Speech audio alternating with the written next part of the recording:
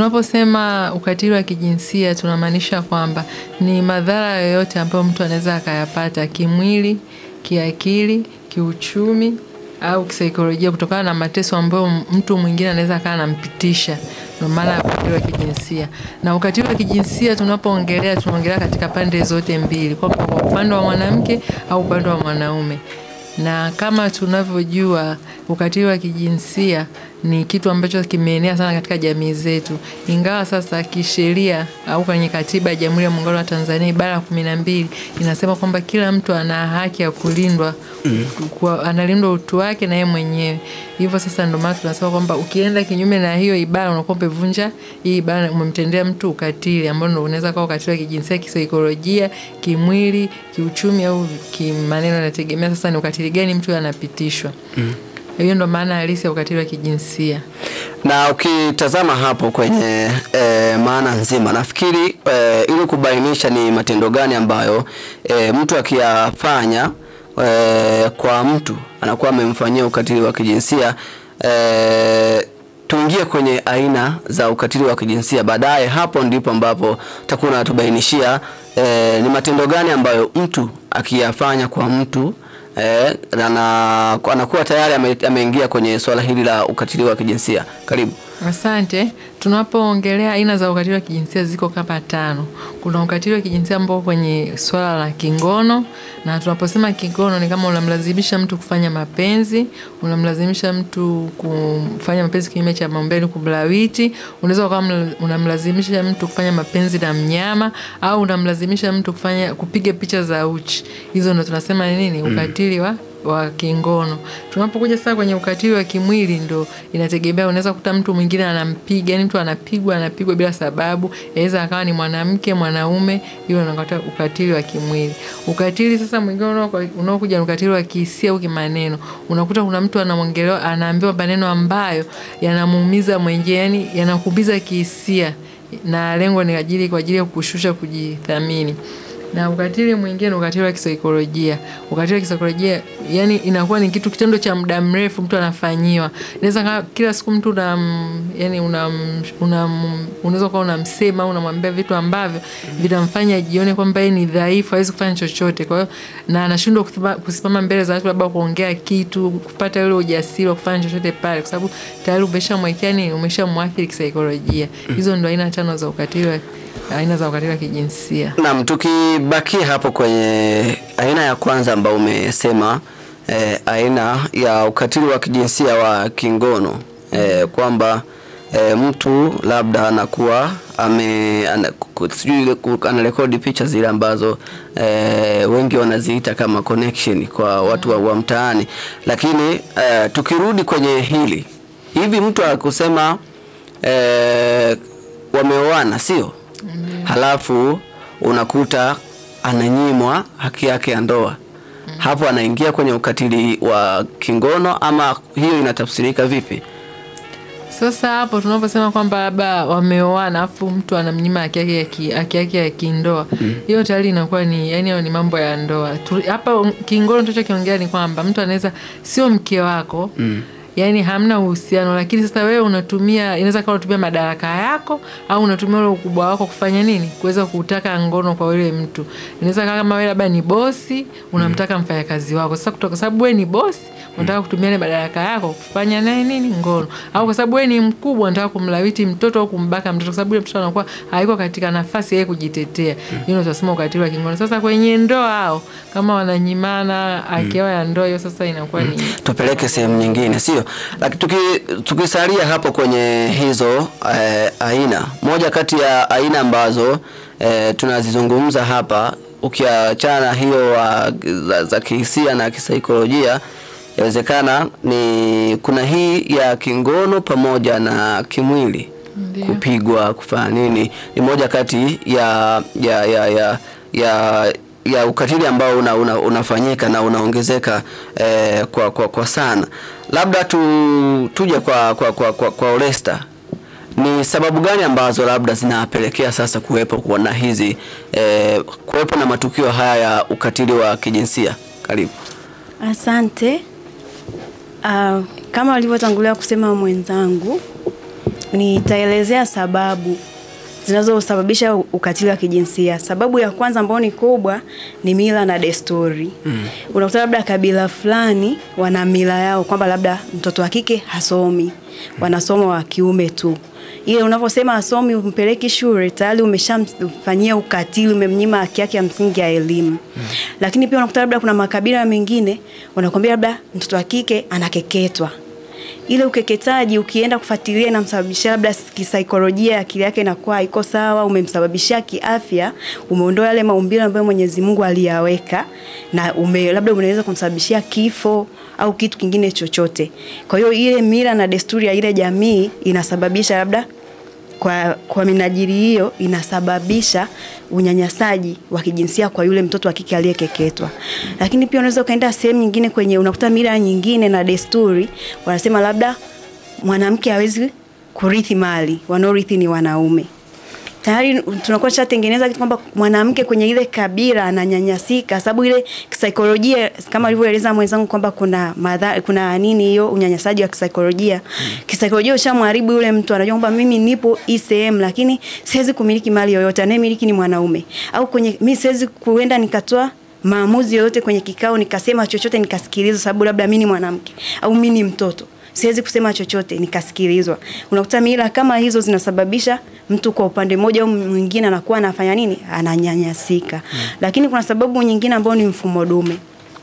Hii nitaielezea lakini haitotofautiana sana na hii nielezea kwanza mila na desturi. Unakuta kuna baadhi ya jamii zina mfumo dume. Mfano wanasema mtoto wa kiume ndo kila kitu kwenye jamii yetu. Unavomchukua yule ukamweka juu, ina maana kuna mwingine umemweka chini sana. Na tayari unakuwa umemtenga, na kumtenga kwake kunasababisha labda hatosomeshwa, hatotoa maamuzi kwenye jamii akasikilizwa, hatokuwa kiongozi. Kwa maana hiyo unakuwa umemnyanyasa kutokana labda ni mtu fulani. Kwa hiyo mfumo dume unasababisha kwamba unyanyasaji wa kijinsia, labda kwa kuwa tu mtu ni mwanamke hafai kufanya chochote kwenye jamii au hafai kusoma. Na hiyo ni sehemu moja wapo ya nini? Ya unyanyasaji. Lakini sababu nyingine ni uelewa mdogo wa kuhusu sheria na haki za binadamu. Laiti kama watu kwenye jamii wangekuwa wanaelewa kwamba labda nikifanya kitu hiki ni kosa. Kwa mfano, mtu anaenda kumuozesha mtoto labda ana miaka 12 au mtu anaenda kuoa mtoto labda na miaka 11. Kisheria ile ni kosa na utahesabika umembaka. Kwa hiyo laiti kama watu wangekuwa wanajua kwamba ninachokifanya hiki ni kosa kisheria, wasingekuwa wanaendelea kuwanyanyasa wale watu kule wanavyoendelea kunyanyasika. Kwa ule uelewa mdogo wa kujua kwamba haki za binadamu, labda mwanamke anatakiwa kurithi, mwanamke anatakiwa kusoma, mwanamke anatakiwa kuwa kama tu mtu mwingine, au mwanaume anatakiwa labda kusikilizwa hivyo. Yaani watu wangekuwa wanajua ile vizuri sheria na haki za binadamu, ingepunguza unyanyasaji wa kijinsia katika jamii. Na ndio maana hata sisi leo tuko hapa ili kuambia watu kwamba ukifanya hiki, kama alivyotangulia kusema mwenzangu, kama labda umemlawiti, umemnenea maneno mabaya, umemlazimisha kurekodi picha za ngono, umemuonesha picha za ngono, ambayo yote yale ni makosa kisheria. Kwa hiyo watu wakijua kwamba wakijenga ile kasumba kuzijua sheria na haki za binadamu, itaondoa nini? Hii changamoto ya unyanyasaji wa kijinsia, ambao hii kutokujua sheria na haki za binadamu ndio inapelekea nini? Unyanyasaji wa kijinsia. Lakini sababu nyingine ni jamii kufumbia macho vitendo vya ukatili. Sisi wenyewe tunaweza kuwa mashahidi. Katika jamii yetu unaweza kuona mtoto labda amelawitiwa, anabakwa. Au unamwona mtu mzima, yale mazingira ambapo yupo na mtoto sio salama sana, lakini kwa kuwa sio mtoto wako unaamua kunyamaza. Au kwa kuwa waliofanywa sio ndugu yako unaamua kunyamaza. Au unajua kabisa kwenye ile nyumba kuna vitendo fulani huyo mtoto anabakwa, au kuna mwanamke huyo anapigwa sana, lakini unaamua kunyamaza. Tunanyamaza kwa nini? Unaona kwamba kama inuhusu, kama anateseka sana yeye ataenda kuripoti. Au mimi nitaonekana mbea, nitaonekana naingilia maisha ya watu. Au wanaweza kanigeukia mimi ndo nikaonekana mbaya. Kwa hiyo jamii tumekuwa sehemu ya kufumbia macho vitendo vya kikatili ambavyo tunaviona bila kuvitoria taarifa sehemu husika. Na hii imesababisha sasa unyanyasaji wa kijinsia unakuwa ukomi na unaendelea, sababu jamii hatui mchango katika kutokomeza vitendo hivi. Sababu nyingine na mwisho ni sio ya mwisho kabisa, sababu mwenzangu kama anazo ataendelea, ni umaskini. Umaskini kwa sababu gani? Unakuta labda familia ambayo labda mimi ni mzazi na uwezo mdogo, labda maskini, na watoto wangu labda 3, na nichukua labda mtoto wa kike na muozesha na miaka 10. Huyo tayari nishamnyanyasa kijinsia na nimemkosesha elimu ya shule. Na mchukua mtoto wa kiume na msafirisha aende mjini akafanye shughuli labda za ndani sehemu yoyote, na yeye nimeshamnyanyasa kijinsia, nimemnyima haki yake. Lakini pia nimemnyima naye haki ya elimu. Kwa hiyo umaskini umechangia kwa kiasi kikubwa vitendo vya unyanyasaji. Sina maana mbaya, lakini huwa kuna ile namna unaangalia labda mtu ukiwa hauna hela unavyojisikia. Kwa unakuta unaweza kwenda unampiga mke wako bila sababu ya msingi hivyo. Kwa unasababisha unyanyasaji wa kijinsia kwa sababu ya hali duni ya uchumi au umaskini. Naam, ni Olesta Kemilemba huyo msikilizaji ambaye Kemilembe ambaye ametupitisha hapo kwenye sababu za ukatili wa kijinsia. Mambo mengi ambayo kayazungumza hapo, lakini pia umemsikiliza kabla ya hapo umemsikiliza Anet Makunja, mawakili hawa ambao wako hapa kutufahamisha kuhusiana na hiki ambacho tunakizungumza kuhusiana na ukatili wa kijinsia. Umesikiliza maana, aina na sababu. Labda kama kuna cha kuongezea wakili Anet Makunja kwenye sababu hizi unaweza ukaongezea. Kama alivyoongea mwenzangu Oresta, sababu alizoziongea zipo nyingi, lakini hizo alizoongea ndo za msingi kabisa ambazo zitatugusa jamii. Sasa hilo swala la uelewa. Kwa hiyo ni hizo tu. Nikija kwenye swala hili la jamii kufumbia macho matukio ambayo ya kikatili ambayo yanafanyika kwenye jamii zetu hizi. Yaani kwenye mazingira yako lakini unaona, unashuhudia labda jirani anapigwa kila siku, lakini wewe hutoi taarifa kwa kigezo cha kwamba haya ni mambo yao na mimi nina mambo yangu. Kikubwa niishi kwenye misingi yangu na wao wana maisha yao. Lakini pia unakutana na mtu mzima labda tuseme ana kabinti kadogo, sio? Anakafanyia labda ukatili huo, labda anakalawiti na nini, labda unakuta wa kiume naye anamlawiti huyo mwingine. Kuna matukio kama ya namna hiyo. Unadhani ni nini ambacho kwa pamoja hapa tujadili? Ni huu kwamba tuseme ni utandawazi kutokana na hiki ambao umesababisha labda jamii zetu zinatoka kwenye maadili yake ya zamani ambao watu wengi walikuwa wanaishi kwamba mtoto wa mwenzio ni mtoto wako, lakini kwa sasa mtoto wako ni wa kwako na wa mwenzio ni wa mwenzio. Yani hakuna mwingiliano hapo, kwamba ukitaka kuleta ushauri unaambiwa punguza ushauri kwenye familia yangu, ama punguza kihelehele kwenye familia yangu. Ni huu utandawazi ama kuna nini ambacho kimetokea hapa mpaka tunaona kuongezeka kwa haya matukio? Asante.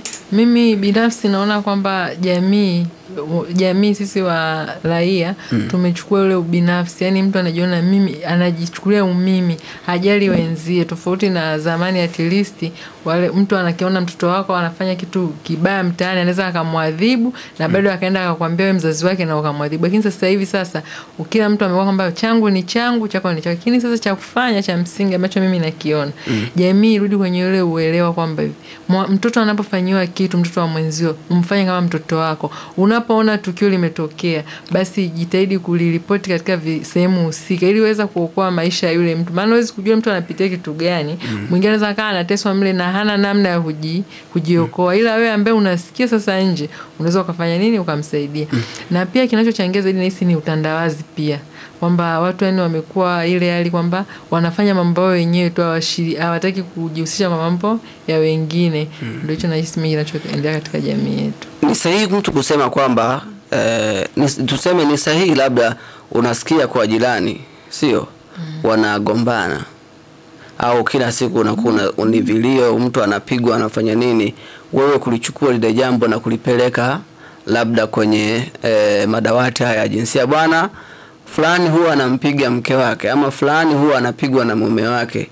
Hatujui chanzo ni nini, lakini ni kipigo ambacho labda tunaona sio cha kawaida. Ni sahihi mtu kufanya hivyo, kuingilia labda familia ya mtu fulani kwenye mambo hayo? Naweza nikakujibu kwamba ni sahihi. Kwanza sehemu ambazo tunaishi kuna viongozi, labda unakuta unakaa mtaani, kuna mwenyekiti, sijui mjumbe, kuna yule balozi wa nyumba 10. Kwa hiyo muda ule wanapopigana, sababu unavyoenda kusema labda baadaye inaweza ukaja ukaambiwa sisi tulikuwa tupigane. Nenda kwa yule mtu wa karibu, sababu viongozi wapo kuanzia ngazi ya chini, jirani kabisa. Nenda waambie kuna hii nyumba tumesikia sana. Lakini hatuelewi, muda ule simtakuta bado kitendo kinaendelea, alafu wewe utakuwa umemaliza kazi yako na uenda ukaokoa maisha, sababu huwezi jua katika kupigana kule ni nini kitatokea. Kwa hiyo ni sahihi kwenda kwa wale viongozi kwanza karibu, sababu unaweza kusema nitaenda kituo cha polisi, ni mbali. Unakuta kutokea au wameshamaliza kugombana ukaonekana wewe labda mchunganishi. Kwa hiyo ni sahihi mtu kwenda kuripoti kuanzia ngazi za chini kwa wale watu wake. Unamaliza kwa mjumbe. Kuna wakati wengine hata wajumbe nao wanasubiriaga taarifa kutoka kwa wale ambao wanagombana, kwamba mmoja sasa aone hiki bwana sio sawa, aende kukuripoti, jambo ambalo inaweza kuwa nao likawa sio sahihi. Lakini pia kwenye swala hili la mila na desturi zetu hizi, sio? Imekuwa ni swala ambalo linapigiwa kelele muda wote. Bwana, kuna mila ambazo zinakandamiza upande huu, lakini kuna mila ambazo zina favor upande fulani. Sasa tuseme zamani, sijajua kwa sasa, lakini zamani ilikuwa ni kwamba kabila la Wakuria, sio? Kwamba ukimuoa mwanamke wa Kikuria upitishe mwezi hujampiga, ni kama wewe sio mwanaume. Yani ni kama haki yao fulani hivi. Yani kwa wale tuseme wanapigana vile, na wewe ukasema kwamba huwa anapigwa sana, ukute ni haki yake ya msingi ambayo anapatiwa, labda inakuwa hivyo. Sidhani kama kuna haki ya msingi katika unyanyasaji. Kama unamnyanyasa unamnyanyasa tu. Lakini kwenye mambo haya, kabla sijaja kwenye madhara, tuzungumze kwa nini tukizungumza ukatili wa kijinsia mara nyingi huwa tunabezi sana kwa upande jinsia ya wanawake. Yani tunakuta mtu akisema tu ukatili wa kijinsia, tuna akili moja kwa moja inahama hawa wanawake hawa. Yani sio mwanaume tena kwamba okay na wanaume wapo, hapana. Inakuwa ni hivyo. Kwa nini tuna fikra hizo za haraka kwamba ukatili wa kijinsia hawa mambo ya wanawake haya? Asante. Tunaamini kwamba ni wanawake kwa sababu wanawake wengi wanapofanywa kile kitendo huwa wanaenda kuripoti. Na tafiti zilizofanyika zinaonyesha kwamba wahanga wa ukatili wa kijinsia ni wanawake. Wanaume ni wachache sasa wanaoenda kuripoti. Unajua sasa mwanaume kama mwanaume ana ile hali ya wanaume kwamba anaona aibu. Mimi nikamwambia askari kwamba mimi napigwa na mke wangu. Anabakia kimya. Lakini mwanamke anaweza kaenda akaripoti, mume wangu ananinyanyasa, mume wangu anifanya. Ndio maana sasa tayari kwamba wanawake ndio wahanga. Tafiti zinaonyesha kwamba wanawake ndio wahanga tofauti na wanaume. Na msikilizaji, tuko hapa na wakili Anet Makunja pamoja na wakili Olesta Kemilembe ambao wamefika hapa. Tunazungumza kuhusiana na swala la ukatili wa kijinsia kwenye jamii zetu. Tumeona maana, aina, sababu, lakini kwa wewe ambao unatusikiliza kwa sasa, unaweza ukatupigia simu ukauliza swali lako ambalo unatamani zaidi kufahamu kwa hiki ambacho tayari tumekwisha kizungumza kupitia nambari ya simu 0782611178. Unaweza ukapiga simu hapo tukazungumza kwa kile ambacho unatamani kukiuliza kwa asubuhi hii ya leo. Lakini pia unaweza ukatuma ujumbe wako mfupi kupitia nambari ya simu 0746112235. Tuma ujumbe wako mfupi hapo, uliza swali lako kama unatamani kufahamu kile ambacho tunakizungumza hapa. Endelea kuwa nasi. Saa 4 kamili ndio tamati ya kipindi hiki. Nirejee kwako wakili Olesta Kemilembe, kwenye madhara ya ukatili huu ambao umekuwa ukijitokeza. Ni madhara yapi ambayo yapo? Kuanzia kwenye mambo ya ukatili wa kijinsia huu wa kingono, sijui tunakuta wa kihisia na kisaikolojia. Ni madhara gani ambayo mtu anayapata kutokana na ukatili wa kijinsia? Asante ndugu mtangazaji. Madhara yapo mengi, lakini nitagawa katika makundi makuu matatu. Kwanza madhara ya kiafya nitaelezea, lakini nitaelezea madhara ya kisaikolojia na madhara ya kiuchumi. Kwa kwanza kabisa na madhara ya kiafya, pale unapomfanyia ukatili wa kijinsia mtu yoyote, kuna madhara ya kiafya ambayo anaweza kuyapata, ambayo yanaonekana dhahiri kwamba huyu mtu amefanyiwa ukatili. Mfano wa madhara hayo Ni kama vile labda mimba za utotoni, mimba zisizotarajiwa. Mfano mtoto amebakwa. Alivyobakwa amepata mimba. Tayari ni mdogo. Kwa hiyo amepata mimba isiyotarajiwa na mimba ya utotoni. Lakini pia labda ile mimba alivyoipata mzazi wameficha, wamefikia ile sehemu kwamba tukaitoe, aendelee na masomo. Kwa hiyo unakuta tayari wamesababisha madhara mengine ambayo ni nini, labda kutoa ile mimba. Wanavyoenda labda kuitoa inaweza kusababisha hata kifo. Kwa hiyo na kifo inakuwa ni madhara mojawapo ya kiafya. Lakini sio hivyo tu, unakuta labda mtu amepigwa. Baada ya kupigwa ameumwa, baada kile kipigo kimempelekea kifo. Kwa hiyo madhara ya kiafya pia ni pamoja na kifo. Lakini pia kuna magonjwa ya kingono kama vile yale magonjwa ya zinaa, ukimwi. Sababu unakuta mtoto amelawitiwa au mtu amelawitiwa, amebakwa. Yule aliyombaka alikuwa mgonjwa. Amemwambukiza yale magonjwa aliyokuwa nayo. Kwa hiyo tayari mtu amepata yale magonjwa kutoka kwa yule mtu. Kuna ulemavu wa viungo. Mfano mtu anafanyia unyanyasaji wa kimwili wala kupigwa. Umempiga, umemvunja mkono, mguu, tayari umemtoa jicho, tayari umesababishia ulemavu wa nini? Wa viungo. Lakini pia kuna labda ile watu wanakatisha ndoto zao, labda alikuwa na ndoto labda ya kuwa daktari, ndoto ya kuwa mtangazaji mkubwa, tayari amepata mimba akiwa mdogo, ameacha shule, ameishia hapo. Kwa hiyo wanakatishwa ndoto zao wakiwa wadogo. Lakini kwa hiyo ni madhara sasa ya nini, ya kiafya. Kuna madhara ya kisaikolojia. Madhara ya kisaikolojia, yule muhanga sasa wa unyanyasaji wa kingono anaweza akaanza kujitenga, akana jidharau, akana msongo wa mawazo uliopitiliza ambao labda unaweza kumpelekea kuvuta madawa ya kulevya, na labda akafikia sehemu akajiona kama hana thamani tena ya kuishi, akawa amejinyonga, amejidhuru vyovyote. Kwa hiyo hizo ni athari za nini, za kisaikolojia. Labda yule mtu anakuwa anajiona hafai chochote kwenye jamii, ambayo ni athari nyingine ya unyanyasaji wa kijinsia. Lakini pia athari ya mwisho nisema tagawa kwa makundi matatu ni athari ya kiuchumi. Mwanzoni kabisa nilieleza labda unakuta jamii fulani anasema mwanamke haruhusiwi kumiliki labda mali, haruhusiwi labda kurithi, haruhusiwi kufanya kazi yote ya kuzalisha mali. Ile inampelekea kwamba unakuta hawezi kuendelea kiuchumi. Unakuta kwenye jamii kama ile walioendelea kiuchumi ni jinsia fulani tu. Lakini ile jinsia ambao wanawakatili kwamba hawezi kufanya kitu fulani hawajaendelea kiuchumi.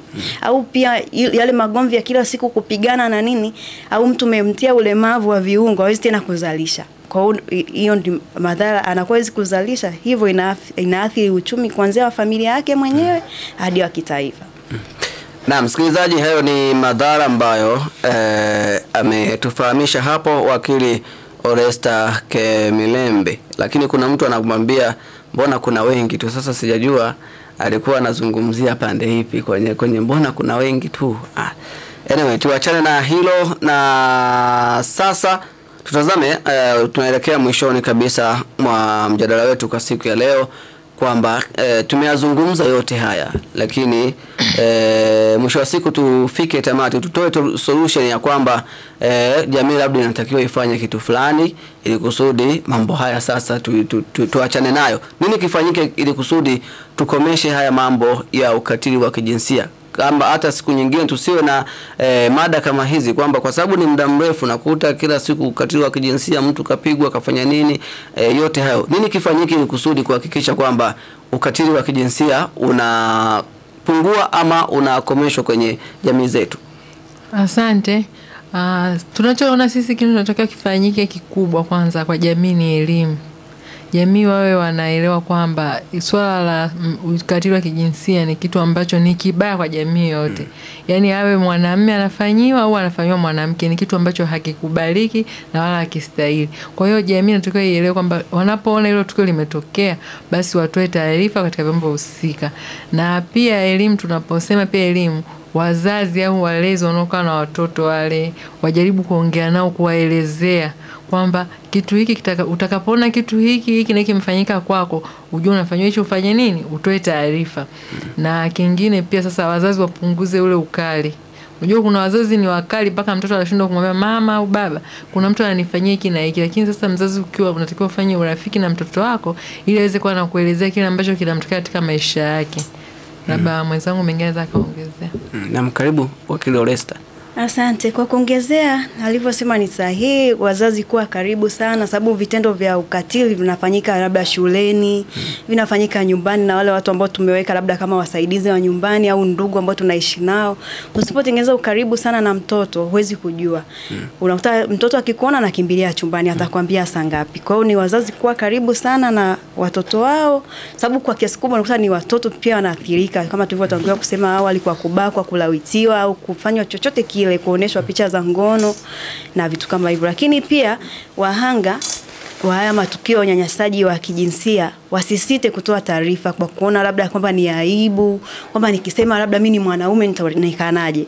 Lakini wanasema mficha maradhi kifo umumbua. Utaficha unyanyasaji unaofanywa humo ndani, mwisho wa siku utaelekea kifo, utaenda kujinyonga wewe mwenyewe, sababu tayari ile kitu umekaa nao muda mrefu inakusumbua. Nenda katoe taarifa sehemu husika, unaweza kufika labda kwa viongozi wako pale mtaani, viongozi wa kata, ukafika kituo cha polisi, dawati la jinsia, ukajieleza na utapatiwa msaada. Lakini nyinyi mawakili mpo pale ofisi ya mashtaka taifa mkoa wa Tabora, nafikiri kesi hizi huwa mnazipata na zipo kwenye moja kati ya makosa ya jinai.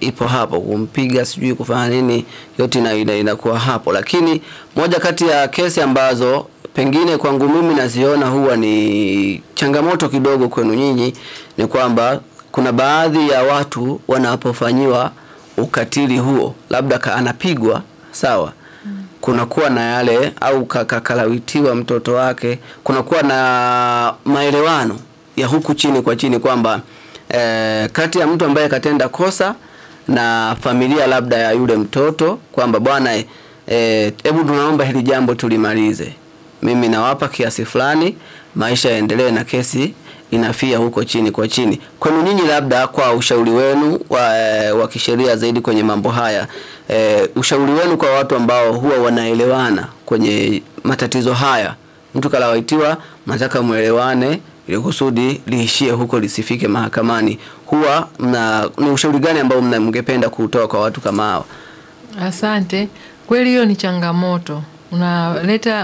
Unaenda polisi, unafungua shtaka kwamba mtoto wako kalawitiwa ukabako. Alafu kesi inaenda mahakamani, unaitwa kutoa ushahidi, unachenga kutokana kwamba tayari kwa kuna maelewano. Sasa sisi kile ambacho unakifanya pale, wewe unafanya unaona ni faida. Ila ndio hapo unaenda unamwathiri mtoto wako, kwa sababu yule mtoto tayari ameshafanya nini? Ameshafanywa kile kitendo, kimemwathiri kisaikolojia, kimwili, whatever. Sasa sisi tunapoipeleka kesi mahakamani kwa ajili ya kumwadabisha yule mtu aliyefanya na jamii kuielewesha kwamba hichi kitendo kilichotendeka si sahihi, na kwenye jamii akifanya nini, akistahili na akitanyamaziwa kimya. Sasa tunawaomba wasikilizaji au Watanzania wenzetu, kinapotokea hicho kitendo na wanapoenda kutoa taarifa, basi polisi watoe ushirikiano, wasikubali kufanya maelewano na upande wa yule nani ambaye muhusika yule tukio, kwa sababu tayari muanga anakuwa yameathirika. Wewe unachukua hela, unahisi wewe ni faida kwa sababu ni mzazi, ila yule mtoto anapozidi kukua kile kitendo kinafanya nini, kinamuumiza.